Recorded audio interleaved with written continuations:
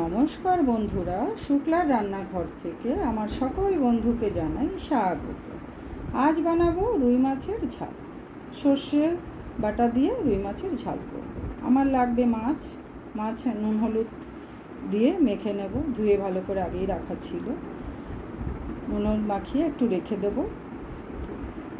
এবার মাছগুলো ভেজে নেব।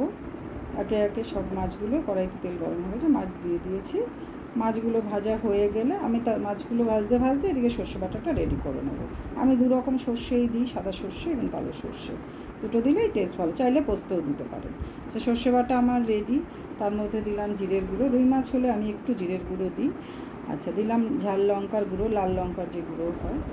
দেব নুন, দেব হলুদ। নুনটা আপনাদের স্বাদ অনুযায়ী, হলুদ। কড়াইতে তেল দিয়ে, আর একটু তেল দিয়ে আমি কালো জিরে ফোড়ন দেব। তাতে দেবো 4টে কাঁচা লঙ্কা চেরা। কাঁচা লঙ্কাটা একটু ভাজা ভাজা, কাঁচা লঙ্কা যখন ফাটে একটু চাপা দিয়ে দেবেন। আর দেবো ছোটো একটা টমেটো দিয়ে ভালো করে একটু কষে নেবেন। টমেটোটাও একটু ভাজা ভাজা হয়ে যাবে, নিজস্ব গন্ধটা চলে যাবে। এই পেস্টটা আমি দিয়ে দেবো। পেস্টটা আমি সবসময় ছেঁকে দিই। ছেঁকে দিলে কী হয়, ঝোলটা সুন্দর হয়, খেতেও ভালো হয়, আর ঝোলটা স্মুথও হয়।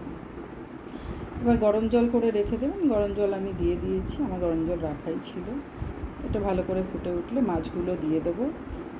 দিয়ে মাছটা ভালো করে ফুটবে। খুব বেশিক্ষণ সময় লাগে না রান্নাগুলো হতে। এগুলো শুধু মাছের যেহেতু ঝাল, এগুলো খুব তাড়াতাড়ি রান্নাগুলো হয়ে যায়, ঝটপটই হয়ে যায়।